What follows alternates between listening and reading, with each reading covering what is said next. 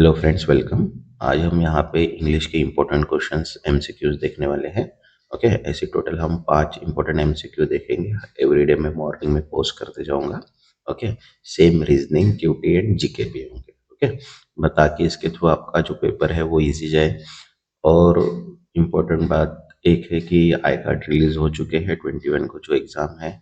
Okay, जिन्होंने अभी तक आई कार्ड्स डाउनलोड नहीं किए, आई कार्ड्स डाउनलोड कर लीजिएगा। ओके, जो भी एग्ज़ाम सेंटर से आपके वो भी प्रॉपर देख लीजिएगा जो टाइमिंग है। ओके, क्योंकि डॉक्यूमेंटेशन प्रोसेस के लिए 1 आवर्स जाता है। तो जो भी रिपोर्टिंग टाइम है वही रिपोर्टिंग टाइम पे आप जाइएगा ताकि आपका पेपर में कोई रुकावट ना आए। ओके, तो चलिए स्टार्ट करते हैं।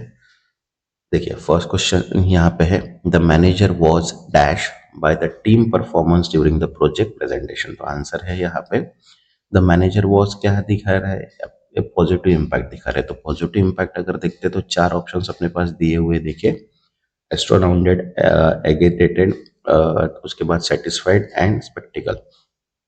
तो अगर इनडायरेक्टली यहाँ पे अगर परफॉर्मेंस अगर पॉजिटिव अपने को शो करना है तो सेटिस्फाइड जो होता है वो करेक्ट वहाँ पे क्या होता है कि फिट होता है। ओके, तो यहाँ पे जो आंसर आएगा वो क्या आएगा, यहाँ पे सेटिस्फाइड आएगा। देखो क्या बोल रहा है, the manager was satisfied by the team performance during the project presentation. Okay, ठीक है, एक्सप्लेनेशन भी मैं देता हूँ हर इसमें। देखिए क्या बोला है, the manager positive reaction is better captured by the satisfied, implying that the team did well in the presentation. Okay, next, second है error detection.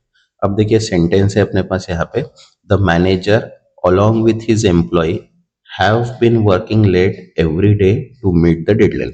तो अब देखो यहाँ पे क्या है, द मैनेजर है। मैनेजर मतलब क्या है, इनडायरेक्टली एक सिंगल ऑब्जेक्ट है। अगर सिंगुलर ऑब्जेक्ट है तो यहाँ पे हैव नहीं लगता, यहाँ पे क्या लगता है, हैज। ओके, इसलिए अगर एरर अगर देखा जाए तो एरर प्रोग्राम में क्या हैव है।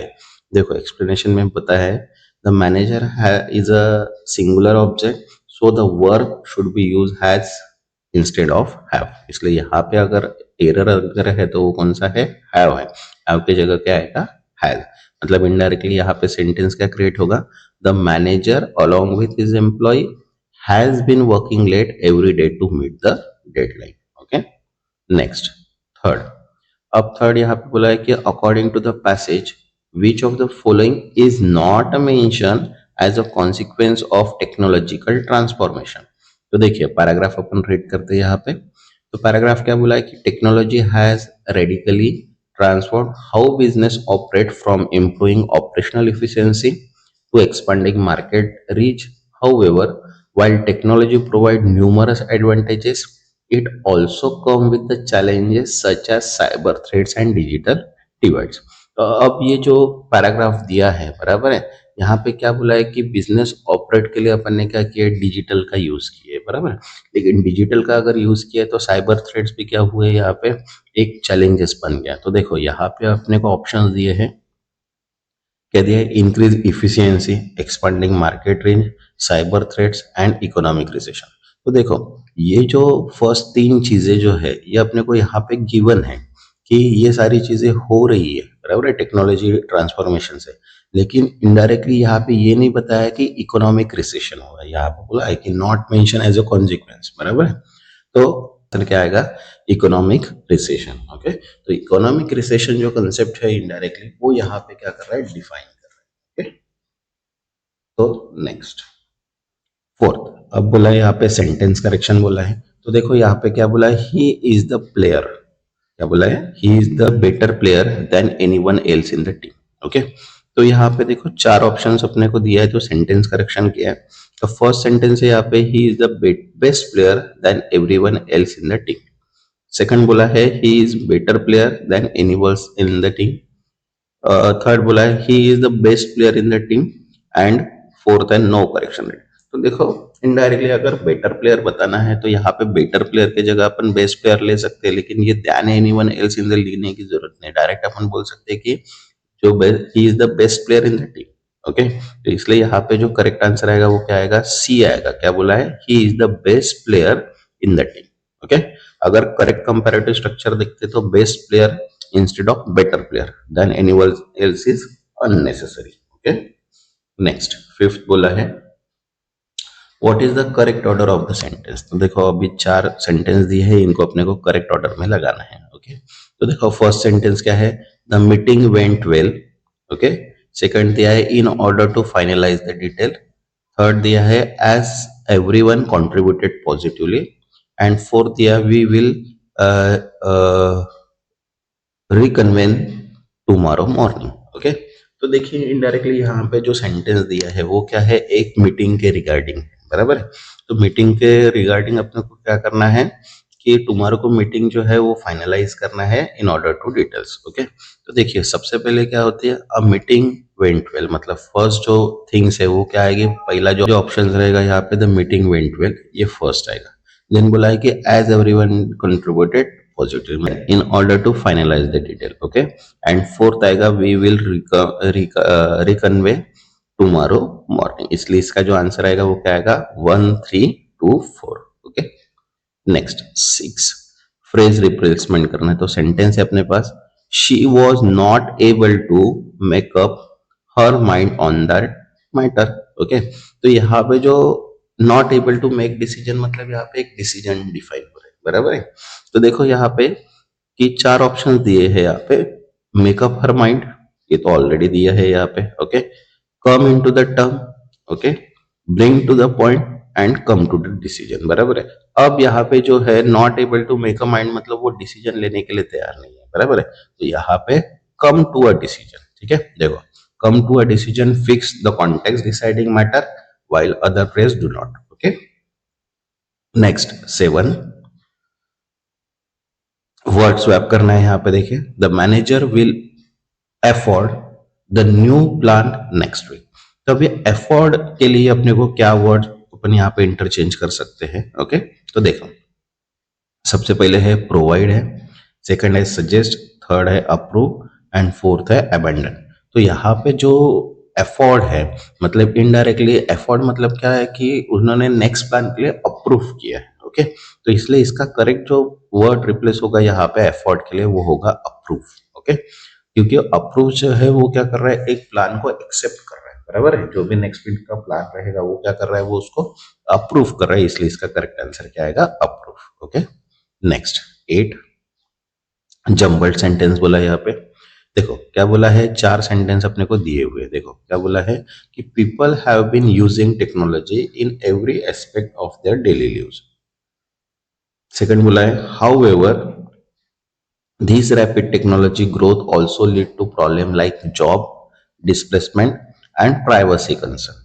And third sentence है the positive effect of technology include greater access to information and new opportunities for businesses.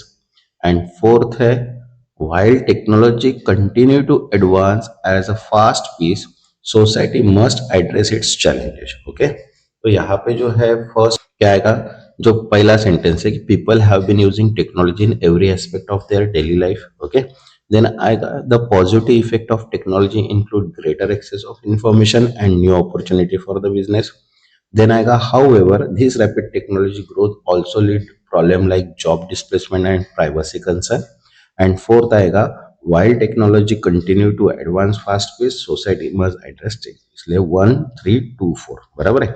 मतलब ये इनडायरेक्टली क्या कर रहा है, जो भी चार सेंटेंस है अपने को, ये क्या कर रहा है, टेक्नोलॉजी का अपने को इंट्रोडक्शन दे रहा है, जो डेली लाइफ है, बेनिफिट्स है, चैलेंजेस है, बराबर है। ये अपने को यहाँ पे नेक्स्ट है फिलर। देखिए यहाँ पे क्या बोला है, dash the weather was bad they decide to go ahead with the outdoor event. Okay, तो यहाँ पे चार ऑप्शंस दिए अपने को, बराबर। तो सबसे पहला ऑप्शन है इवन दो, उसके बाद है because, in case and if. Okay, तो यहाँ पे अगर weather was bad and they decide to go if out of event, मतलब इनडायरेक्टली वेदर बैड भी है फिर भी वो डिसाइड कर रहे हैं कि आउटडोर इवेंट करने का, मतलब यहाँ पे जो बेस्ट फ्रेज अगर देखते हैं तो वो आता है यहाँ पे कंजक्शन विद द शो। तो यहाँ पे आएगा इवन दो। तो इवन दो मतलब क्या, indirectly is a correct conjunction to show contract between the bad weather and the decision to continue with the event. तो देखियो यहाँ पे क्या बोला है कि even though the weather was bad they decide to,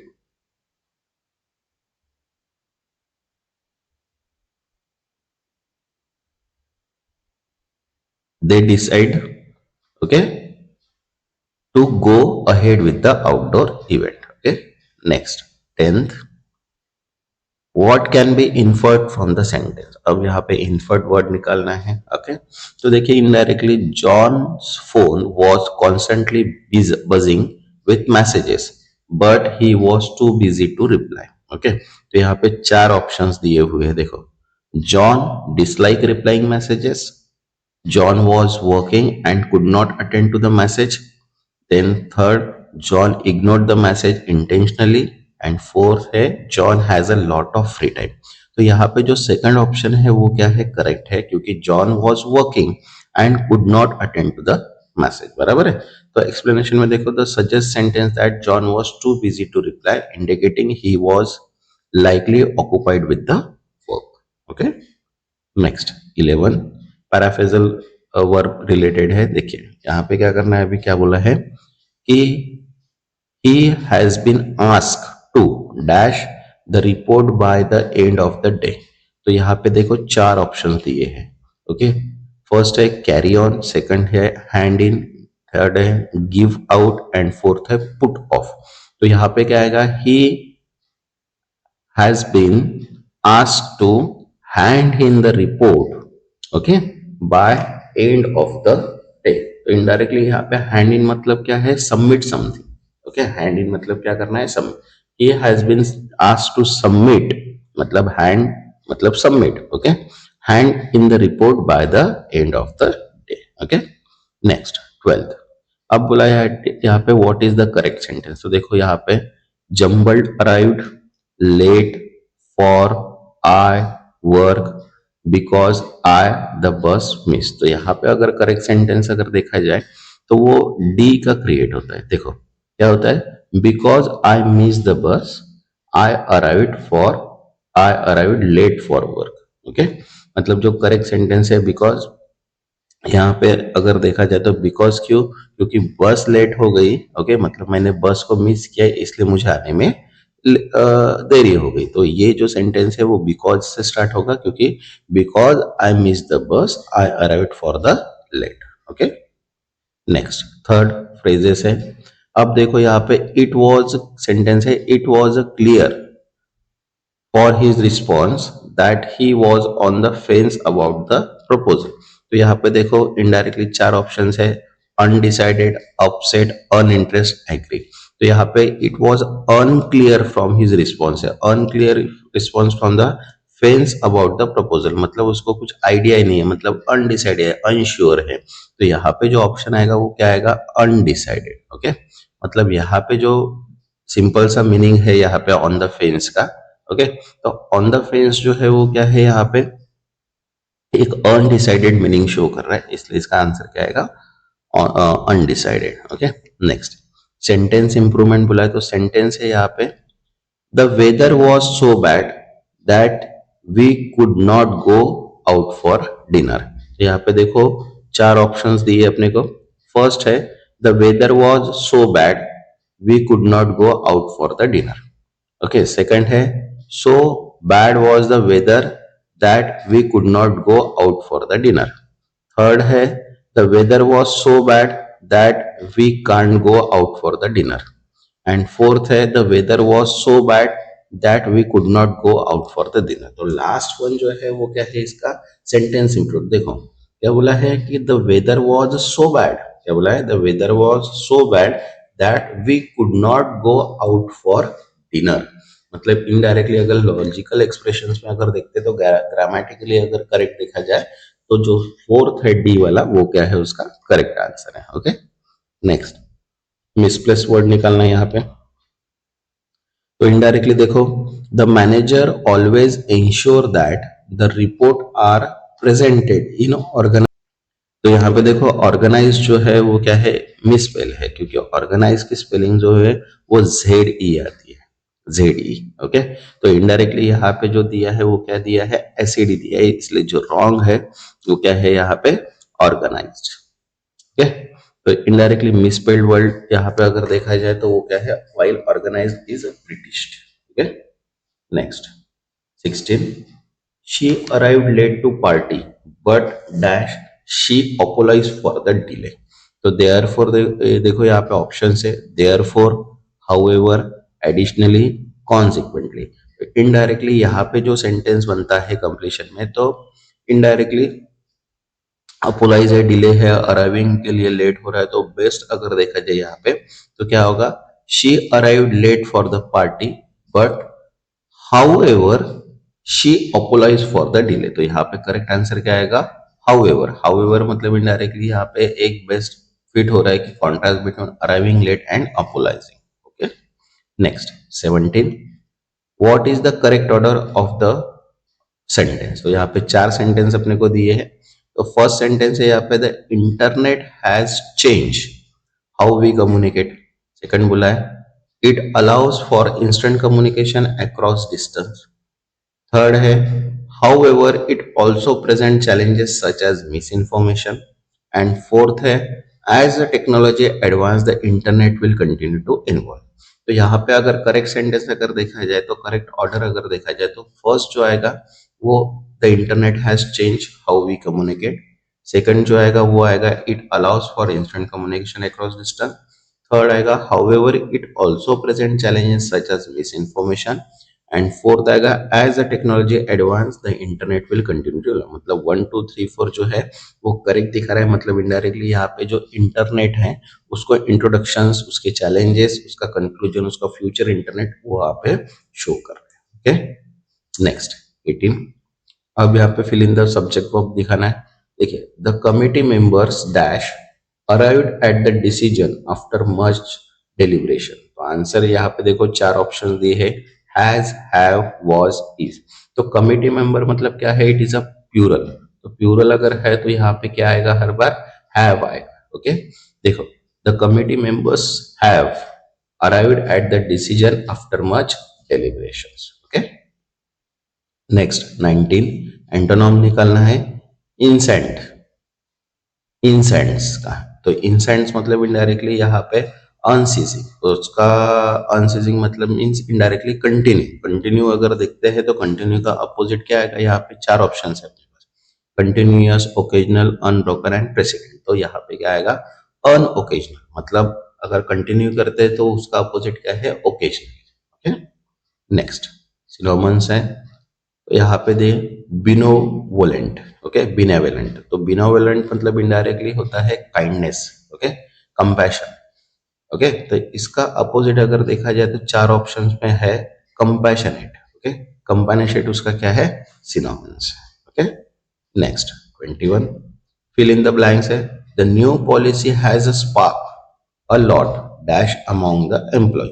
indirectly यहाँ पे 4 ऑप्शंस दिए, देखो, एक्साइटमेंट है, क्रिटिसिज्म है, एक्सेप्टेंस है एंड एनकरेजमेंट है। तो यहाँ पे देखो, अगर न्यू पॉलिसी एक्सेप्ट बोला है मतलब new policy has spark a lot among the employ, मतलब not well received by the employ. तो यहाँ पे क्या होगा, क्रिटिसिज्म।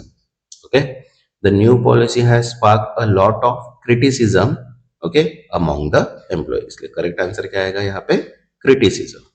नेक्स्ट 22, देखो अभी सेंटेंस दिया है और सेंटेंस के हिसाब से उसका एक्टिव पॉसिव चाहिए। देखो, the company will launch a new product next week. तो यहाँ पे देखो फर्स्ट ऑप्शन दिया, a new product will be launch by the product will launch by the company next week. Second है, a new product is launch by the company next week.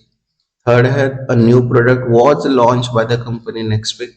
And fourth है, the new product launch by company next week. तो first option है वही correct है, the new product will be launch by the company next week. बराबर है, क्योंकि जो structure है वो क्या डिफाइन कर रहा है, यहाँ पे पैसिव वॉइस का स्ट्रक्चर डिफाइन कर रहा है। Okay, next fill in the blanks, connectors define करना है। यहाँ पे देखो सेंटेंस है, I was tired dash I decided to go bed early.